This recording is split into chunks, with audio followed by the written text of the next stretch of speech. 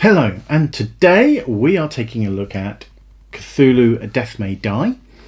It's a 1 to 5 player cooperative story-driven game in which the insane investigators looking to summon an elder being, a great old one, to kill. And they are all suffering from insanity. We have nice cards printed from Arkham Sanitarium that actually tell you what your issue is, and sometimes that's enacted depending on a set of conditions. Each character is represented by a board, and there are a number of ways you can lose this game. One of them is that you can go insane. So when you roll dice, that if there's a tentacle, then you progress further up the insanity tracker. Once you've reached a maximum on that line, you've gone insane, that's it, there's no recovery. The ritual can finish, or you can die. So, stay with us and enjoy our review of Cthulhu Death May Die.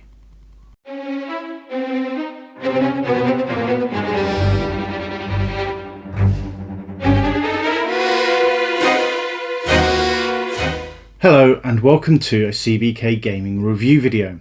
Today we are looking at Cthulhu Death May Die by CMON Games. We are looking at the core set that you can buy in the stores, as that's what became available before the Kickstarter was delivered to the backers. So we purchased one to do a review and are gifting it to a friend after we've done this, because we'll be unboxing the Kickstarter deluxe edition, the full shebang. So, looking at this as we do normally, let's delve right into what you actually get. So, the contents. There is, as with all of CMON's games, a lot for your money. There are a lot of miniatures that are very detailed. I think they're much better quality than Zombicide Invader, which I must admit I was a little bit disappointed with some of the sculpts in that set. Just as many tentacles. But better contained in this game. Yeah. But overall, the quality of the card, the artwork, everything is the usual quality that you would expect from a CMON game. So for me, this is quite easily a 9 out of 10. Yes, yeah. For what you pay for it and what you get in the box, I'd happily go over 9 as well. Yeah, I think it's unfair to look at necessarily the price point at the moment, because the cost was quite a bit higher, given that Kickstarter editions hadn't come out onto the market, so there was a bit of an increase in the price in some of the shops. So I think I would expect that this will go for about anywhere from 65, which I think I've seen it, up to about 100 in UK pounds. As I say, the miniatures are really good. Let's look at the quality. So as we said, the cards are really good. The print quality is very good. The colour and everything else. The miniatures are really good. I really like the 2 variants of cultists that you get. Yeah. As with all these games, we look at where you can then use the figures later on. And these cultists have got a real feel that we could use them in many other games, including our Call of Cthulhu games, and all sorts. The monsters too, they're fantastically realised, different, and quite different from the Fantasy Flight Mansions of Madness. And in fact, the heresy of it, I may use some of these models in place of the ones that are in Mansions of Madness, because they're easier to identify and easier to stand on the board. Yeah. But overall quality, it's good. I have a few niggles, and it falls into gameplay as well as anything else. Yeah. And that's, the board is simply too small. We'll show you on the screen at the moment. There's a photograph of Hasta, one of the gods, old ones that you can summon to try and kill. And as you can see, he fits in the room. Nothing else does. The decision on the size of these boards was very poor, and actually didn't ruin the game for us, but it made it a mess, and that was a real shame. We couldn't have all the miniatures. We were concentrating on fitting things onto a board rather than actually the gameplay. I mean, we had 2 characters, Cthulhu, a fire vampire, and 2 cultists, all in the same square. And there's no way you could do it, to the point where we actually picked up all the figures and moved them to the side of the table to then go, right, now we know who's in that room, carry on playing. And you shouldn't have to do that. You shouldn't have to take figures off the board to work out who's in what room together. And whilst it doesn't detract from the quality... No. I think it goes against the whole game. I think that the size of these rooms was a real letdown. So quality, the print quality of the boards is good, as I've said. I think for me this is an 8 out of 10.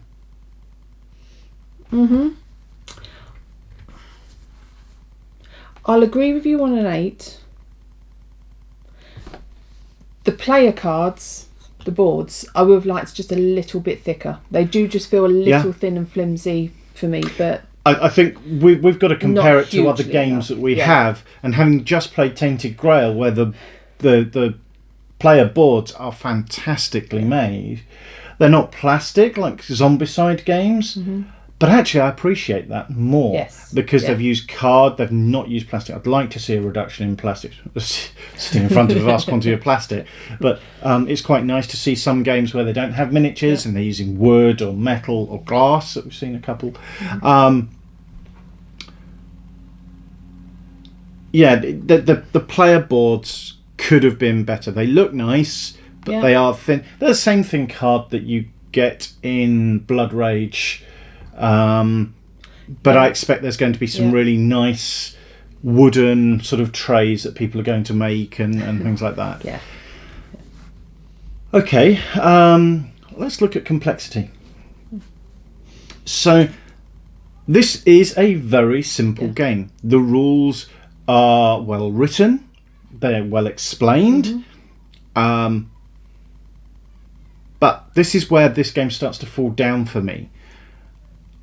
They're very simple, overly simple, to the point that we spent time playing the game and we had several monsters on the board. We had a fire vampire and a Bayeki. They only move when a Mythos card is turned, which is at the end of each player's turn. But you take those cards and reshuffle them once a certain criteria has been met. If you shuffle them quite quickly, so if that criteria is met very quickly, then you may not, on the random chance, move some of these figures. And we spent a good part of the game where the 2 monsters... the fire vampire moved, the Bayeki didn't move at all until very late in the game.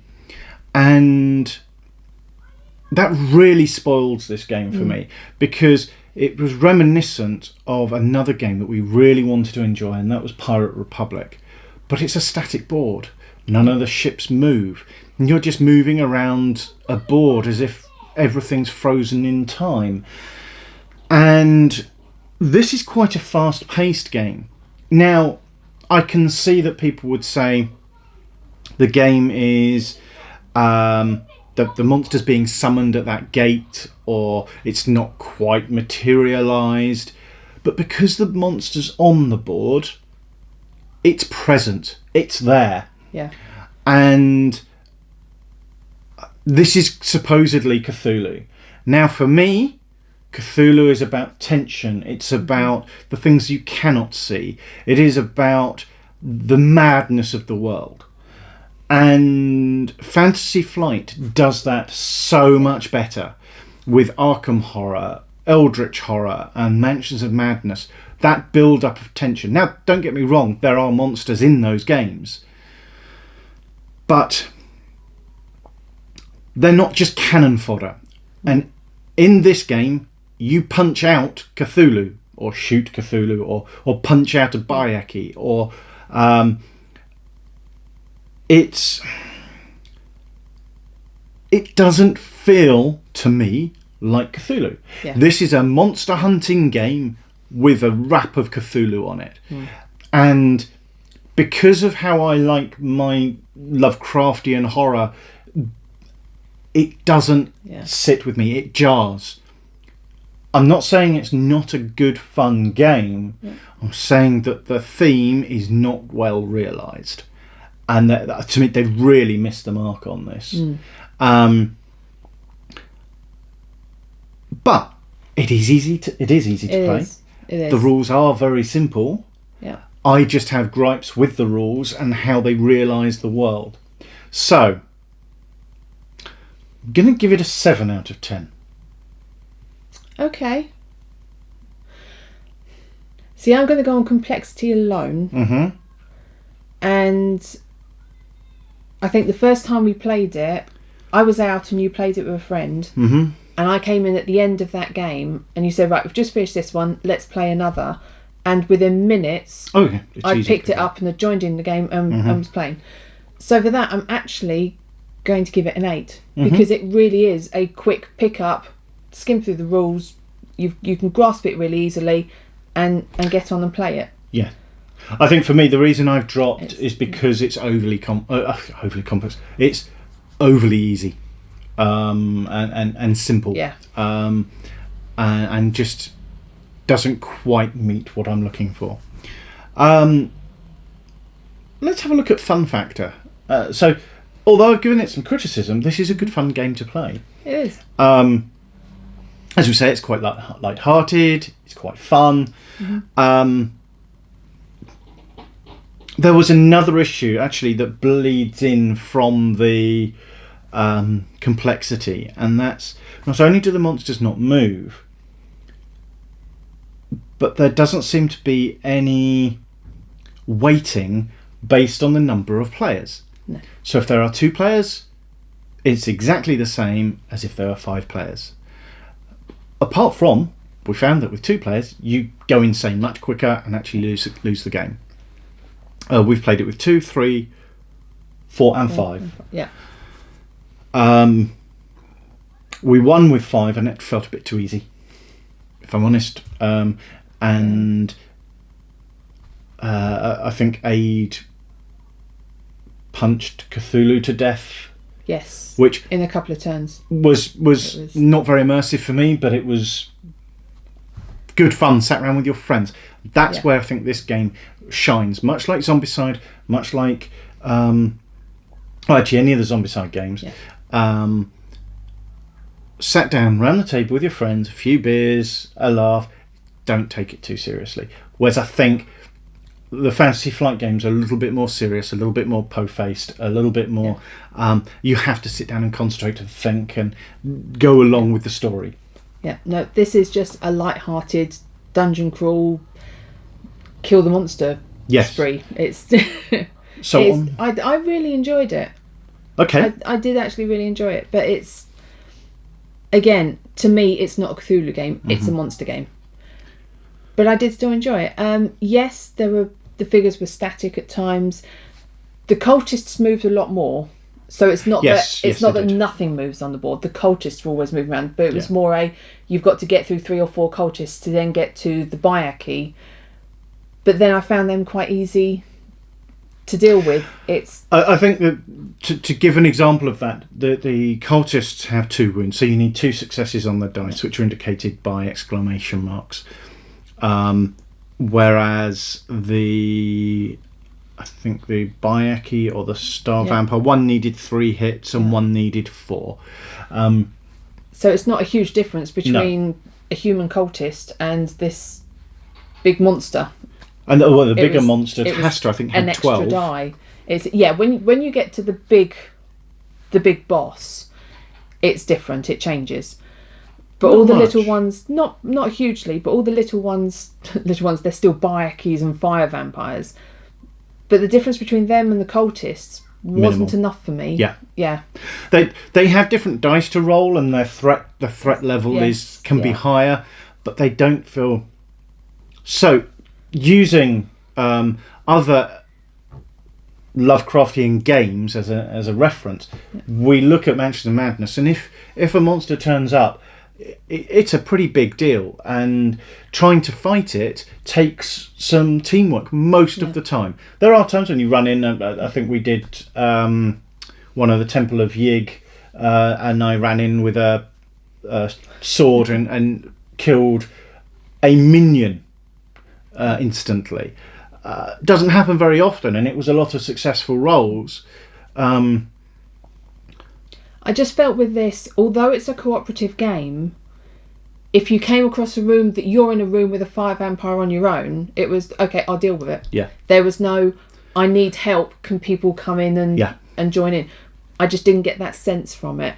So for that, I did still enjoy it as just a fun, light-hearted game, but I'm going to have to go with a 7.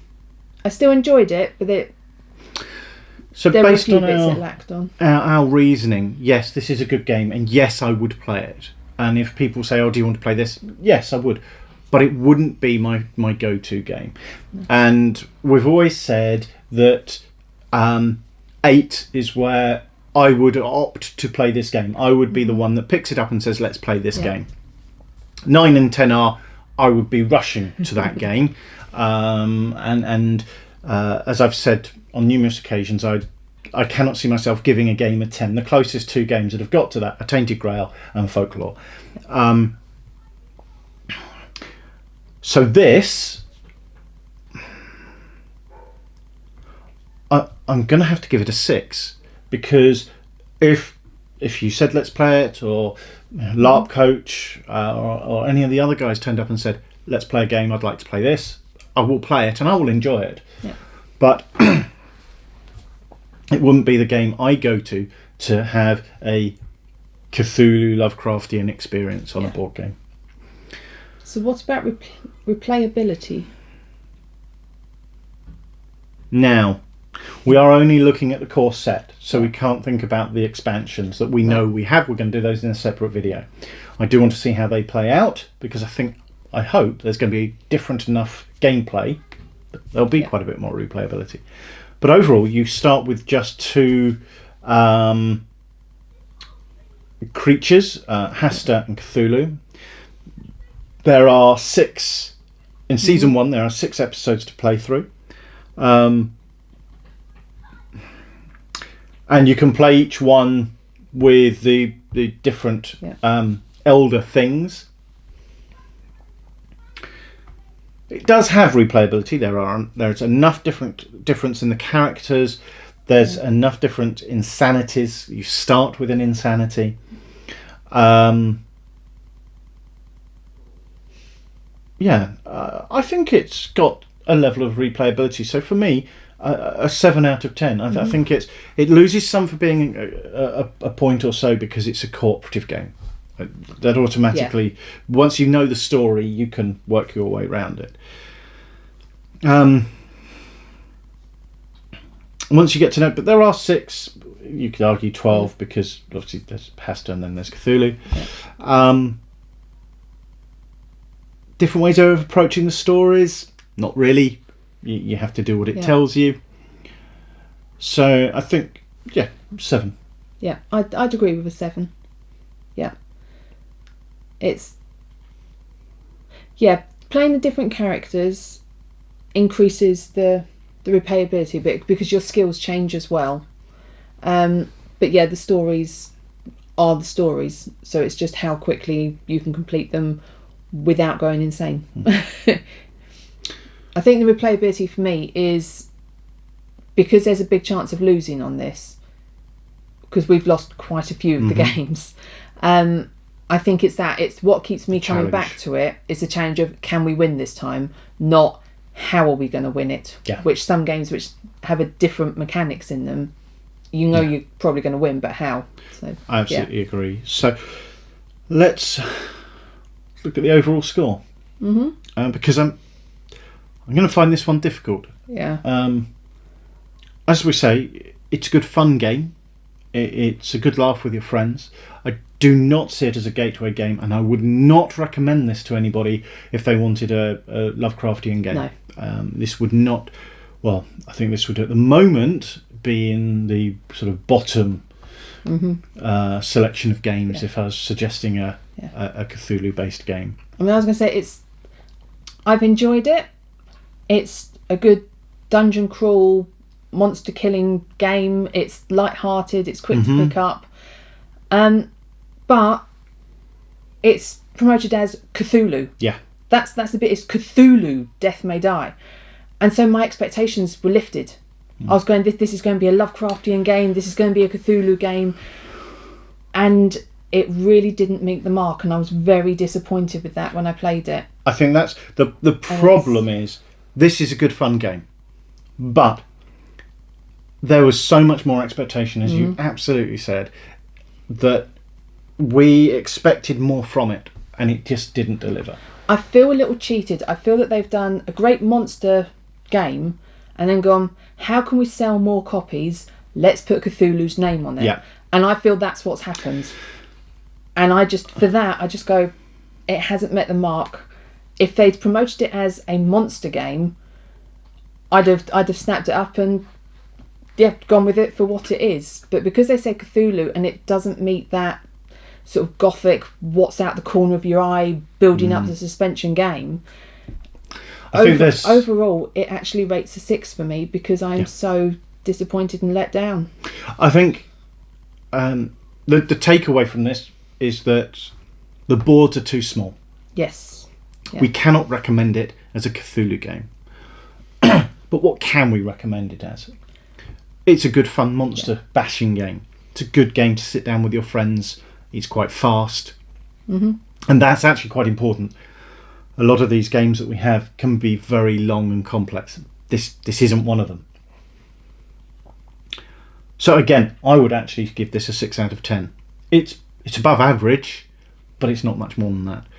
Unfortunately, I fear that it's a game that we've got some miniatures that look really good. How can we sell them? How can we package them up? And we haven't done it before. It's that the miniature market is saturated in my view.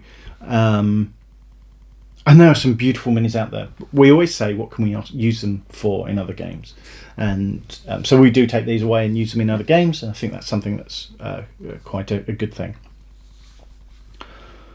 Okay, well, I hope you enjoyed our review of Cthulhu Death May Die.